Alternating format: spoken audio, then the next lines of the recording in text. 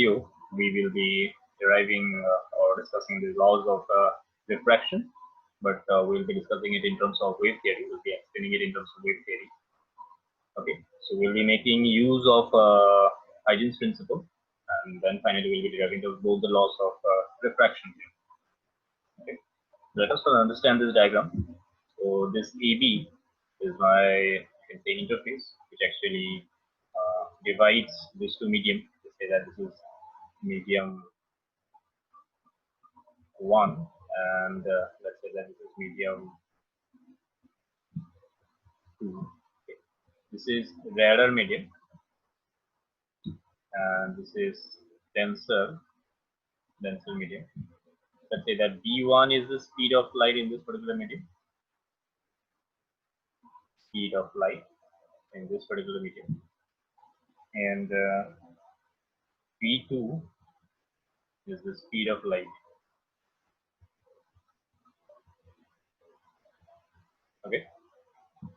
These two rays, these are my incident rays. They are parallel. That means they are coming from an object which is located somewhere at infinity, and they are incidenting at certain angle I. Okay.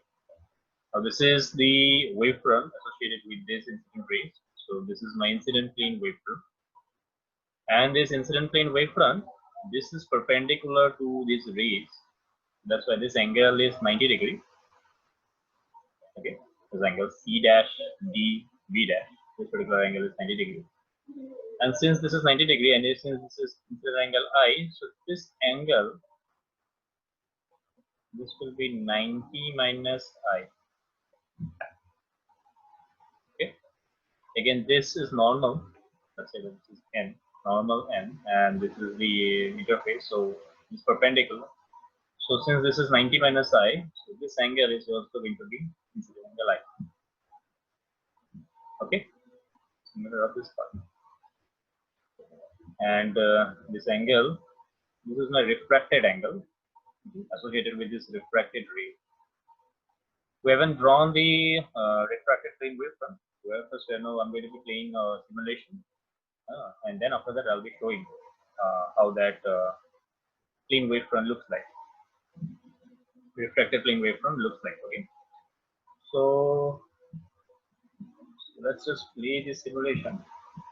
So this, I'll be considering this incident plane wavefront, and I'll be applying Huygens principle, which says that every point over wavefront is behaving as a new source of disturbances.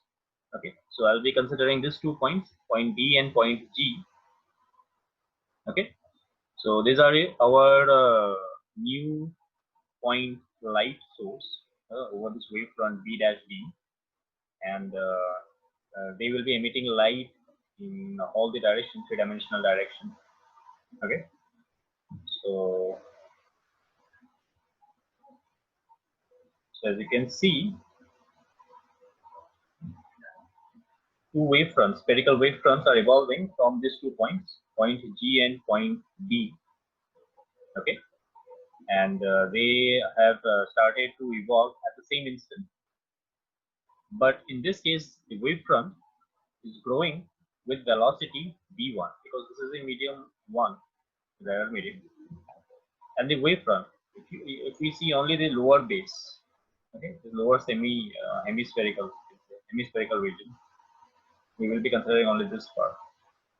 So the hemisphere which is inside this medium 2, so this region is moving with velocity v2, right? This wavefront is evolving, hemispherical wavefront is evolving with velocity v2. Remember, we are not considering this entire sphere. We are just considering this part of the sphere which is inside this medium 2. Okay. As you can see, both these wavefronts are developing. He is moving with speed v1, and this part within this medium m2 is moving with velocity v2. Okay.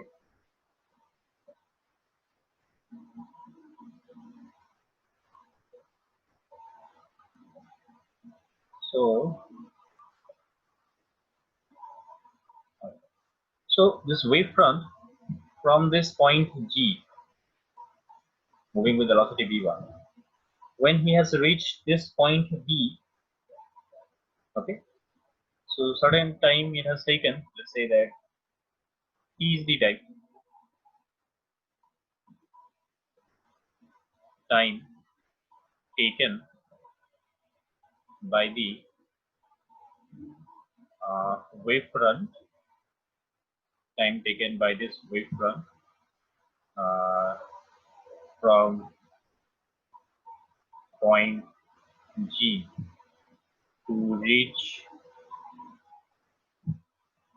point B on the interface.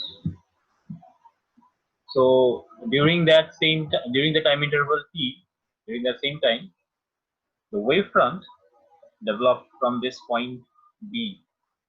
So this wavefront has reached point F, maybe that also V2. Okay. So during the same time interval, during the same time interval, the wavefront, developed, or we can say from wavefront from point D, wavefront from point D has reached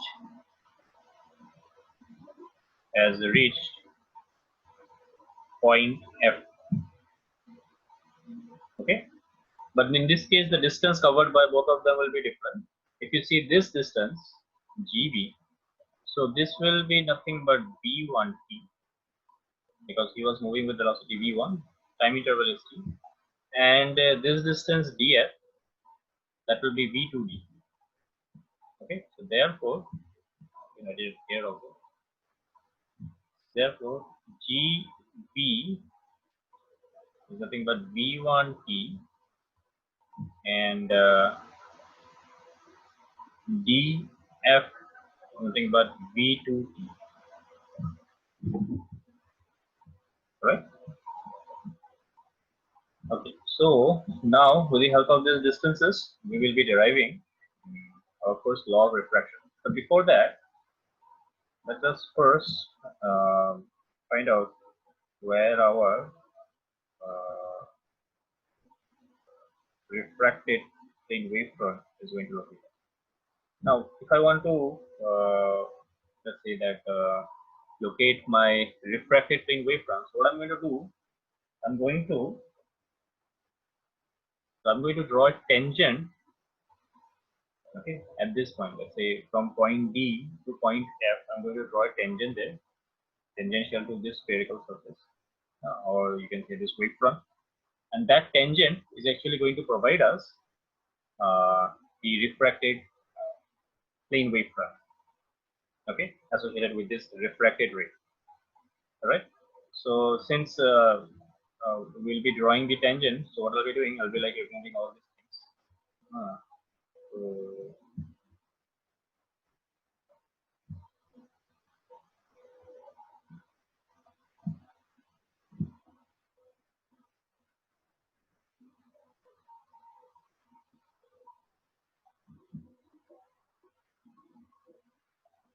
let's just hide this circle, and yes. So this tangent, if I draw this circle, so as you can see here very clearly, this is the tangent, tangential to this wavefront. Okay, so this is my refracted plane wavefront. Okay, so I'm gonna hide this both the circles so that I can do the calculation.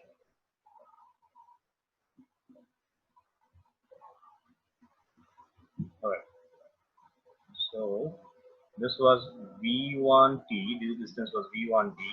This was angle I. This was also angle I, and this distance was V2t. Right. Now this was angle R. Okay. So if this is angle R, so this angle is going to be 90 minus r. Right? This angle is going to be 90 minus r. Again, this is our refracted ray, and this is plane wavefront. And ray and wavefront, they are all perpendicular. So that's why this angle is also going to be 90 degree. Right? And if we consider this triangle DDF, this angle is 90 minus I. This is 90 minus R. This is 90 minus R. This is 90. So this angle, if you do the calculation, you will find that this is refracted angle R. Okay. So let's write things separately. Okay. GB.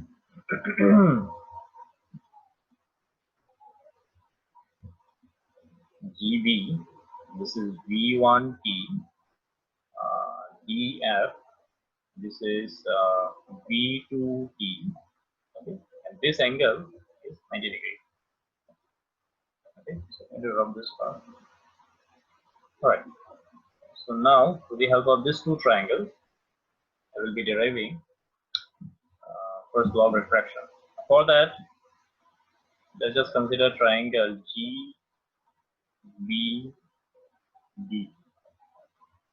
Triangle GBD.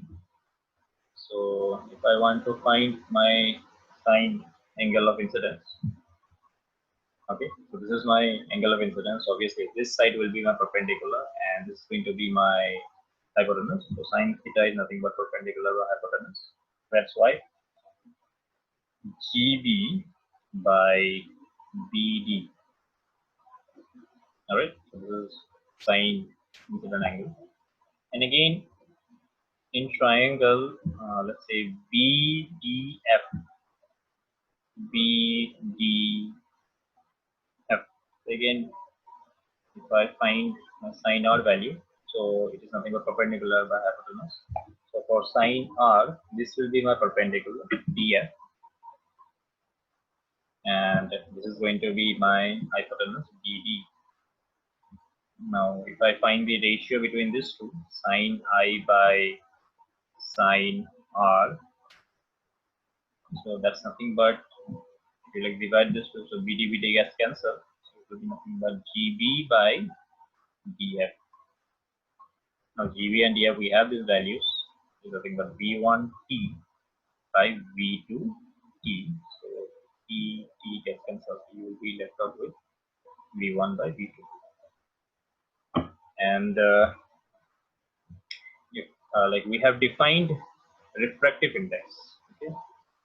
Okay, when light moves from one medium to another medium, we have a term called refractive index, and this refractive index we can express it in terms of speed of light. So that is nothing but V1 by V2. All right. So when light moves from medium 1 to medium 2, so refractive index of 2 with respect to 1. The refractive index of 2 with respect to 1. So it is nothing but the ratio of speed in velocity, speed in medium 1 to speed in medium 2, speed of light in medium, right? So this V1 by V2 can be expressed something like this, 1 mu 2. So therefore, sine I by sine R, so it's nothing but 1 mu 2, which is again constant. Alright, so this proves our Snell's law. Okay, which is my first law of refraction. Alright, so this is how we are going to prove our first law of refraction using the wave theory of light. Now for second law of refraction, if you see this incident ray, the refracted ray, and this normal, all are perpendicular to this wavefront. Since incident ray, refracted ray, and normal all are perpendicular perpendicular to the plane wavefronts. Okay. We've already studied that rays are always perpendicular to the wavefronts. So therefore, all light, when we say all light, which we are actually talking about this incident, this refracted, and this normal. So all lie in the same plane. So that means if I consider that this is my plane surface, so incident ray, refracted ray, and normal are all lying on this plane flat surface. Alright. So this is my second law of refraction. So this is how you're going to state it. Okay, the second law of refraction. Alright. So this was laws of refraction using wave theory.